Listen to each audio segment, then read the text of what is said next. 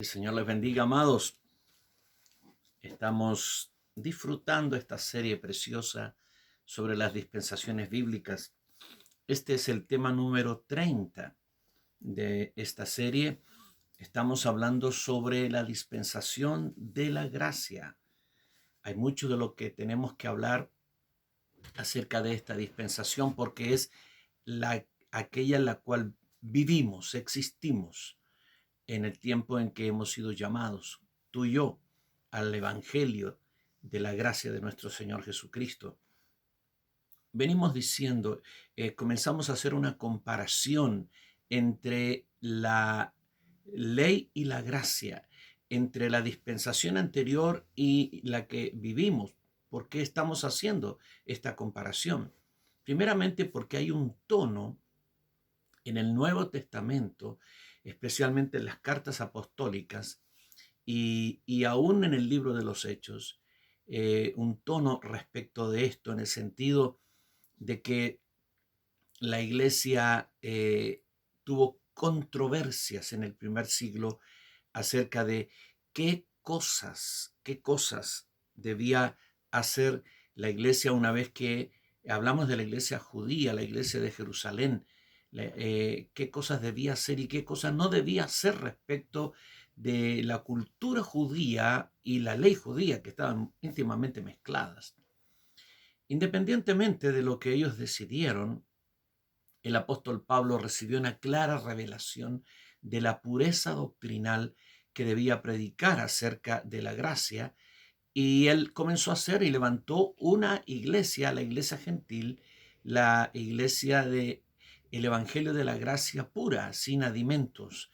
Eh, entonces, cuando los hermanos judíos, cristianos, llenos del Espíritu Santo, tomaban contacto con los hermanos gentiles y veían que los gentiles vivían una cosa tan distinta, tan diferente, ellos decían, está bien, ustedes son hijos de Dios, nacidos de nuevo, pero les falta circuncidarse, les falta guardar el sábado, les falta dejar de comer estos tales y cuales alimentos, les falta guardar las fiestas solemnes, etcétera.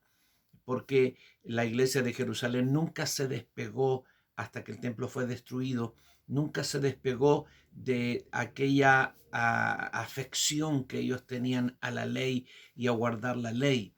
Eso es lo que testificaron los líderes de Jerusalén cuando el apóstol Pablo fue a visitarlos en cierta ocasión. Entonces, por eso, en el Nuevo Testamento hay una comparación del apóstol Pablo en muchos pasajes acerca de la ley y la gracia para clarificar cuál es el verdadero evangelio de la gracia para nosotros los gentiles y para la iglesia del Señor. Nosotros somos gentiles y eso significa que somos gentiles, que somos parte hoy de la iglesia del Señor. Tú sabes que hay tres pueblos: Israel, los gentiles y la iglesia. Nosotros éramos gentiles en el sentido del lugar donde nacimos, pero espiritualmente somos el pueblo de la gracia, la iglesia del Señor, que camina en la gracia de la fe. Eh, ¿Cuál es la diferencia fundamental entre la ley y la gracia en relación a la práctica de la ley y la práctica de la gracia? Pues que la ley te lleva a hacer obras para agradar a Dios.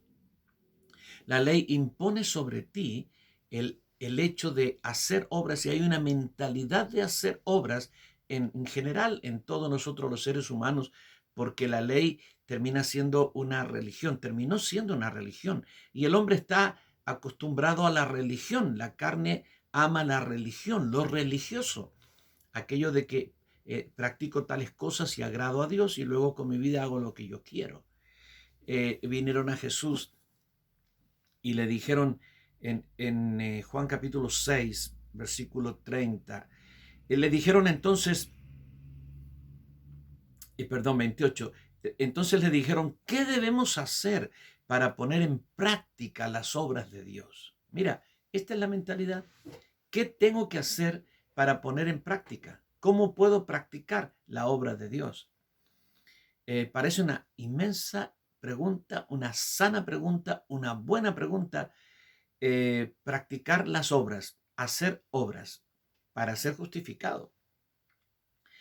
Eh, Respondió Jesús y les dijo: esta es la obra de Dios, que creáis en el que Él ha enviado. Mira, ellos hablan de hacer y Jesús habla de creer.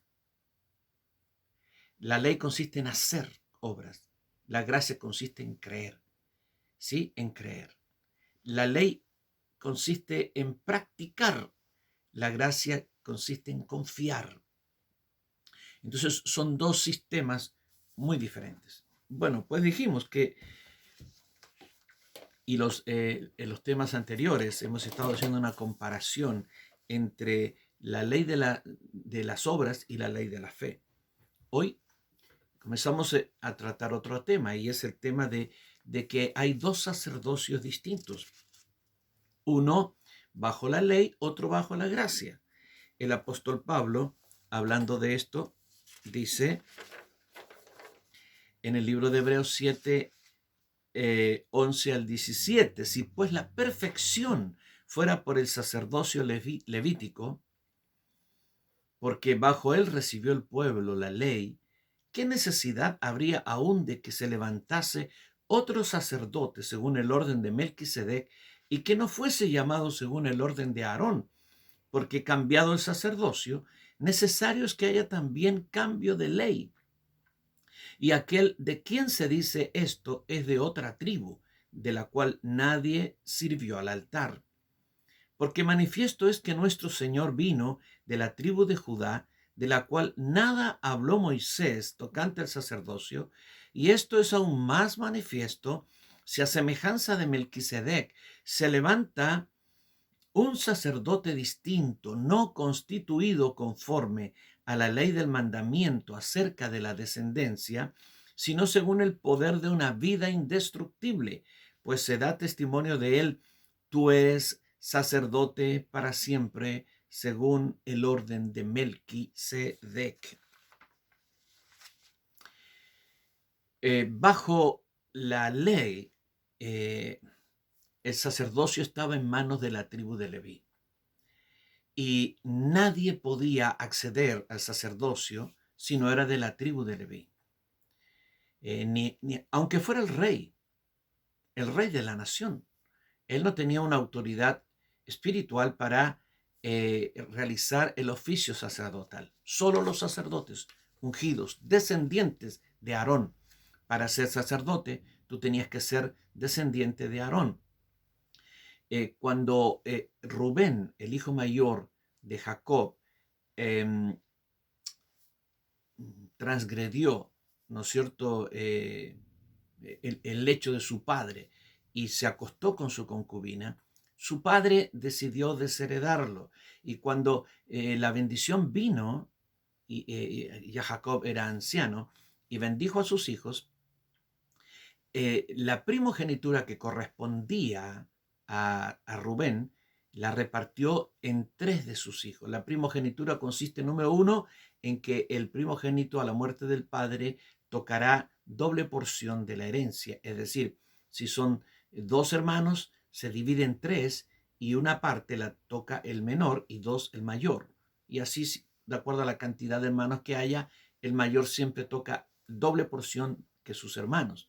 Herencia, riqueza. Segundo, la primogenitura, ¿no es cierto?, cuando llega a sus hijos, al hijo mayor, significa que el mayor se convierte en el patriarca de la familia, en el líder, en la autoridad sobre la familia o la tribu. Y tercero, el sacerdocio. El sacerdocio le es conferido por ser el mayor. 3, doble porción, liderazgo, sacerdocio. Pues bien, esto fue repartido en 3 tribus. Doble porción a José. Por eso cuando tú miras un mapa de Israel, no ves una tribu de Rubén, pero ves 2 tribus de José. Tampoco ves una tribu que se llame José, pero Efraín y Manasés, los 2 hijos de José, cada uno recibió una porción de tierra, como si fueran 2 tribus distintas. Esta es la doble porción. Segundo, el liderazgo fue entregado a Judá, y la tribu de Judá es la tribu del liderazgo y la tribu del rey. Y el sacerdocio fue entregado a Aarón, y de hecho de la tribu de Aarón, a Leví, perdón, y de la tribu de Leví viene Aarón, que es el sacerdote, y toda la tribu está involucrada en el sacerdocio. Así es que aquí tú tienes una tribu exclusivamente dedicada por Dios y establecida por Dios para realizar el sacerdocio del pueblo de Dios. De esta tribu viene Aarón y todos los demás sacerdotes.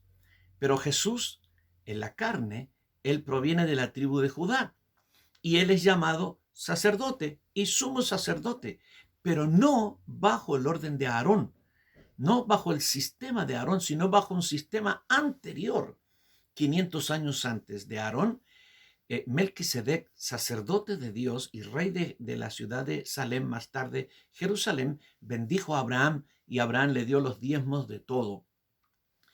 ¿Qué significa? Que este sacerdocio de Melquisedec era un sacerdocio distinto. Primero porque aquí se conjugaba sacerdocio y reinado juntos. Nunca en Israel un sacerdote podía ser rey o un rey sacerdote, pero bajo Melquisedec sí. Ahora, el sacerdocio de Melquisedec es grandioso porque es un sacerdocio espiritual. Se hablan muchas cosas muy potentes acerca de Melquisedec en el capítulo 7, y una de las cosas que se dice es que era mayor que Abraham, y Abraham es inmensamente grande ante Dios, pero por ser sacerdote y porque Abraham le dio los diezmos y él era el sacerdote de Abraham y más tarde probablemente el sacerdote de la familia, este es el que inicia por Dios un sacerdocio distinto, pero 500 años antes de Aarón. Entonces aquí tienes dos sacerdocios. Uno, el de Aarón para Israel, y otro, el de Melquisedec, que era un gentil para todas las naciones. Esta es la primera diferencia entre ambos sacerdocios. La segunda diferencia que vamos a analizar un poco más es acerca de la prolongación del sacerdocio. El sacerdocio en el caso, ¿no es cierto?, de los israelitas terminaba cuando moría el sacerdote, pero dice la Biblia que este tiene un sacerdocio inmutable porque permanece para siempre. Si una persona no muere, nunca pierde el sacerdocio o lo que se le ha entregado. Si muere, se termina su función, pero en el caso de este sacerdocio se considera que es eterno. Y aparte es un sacerdocio espiritual.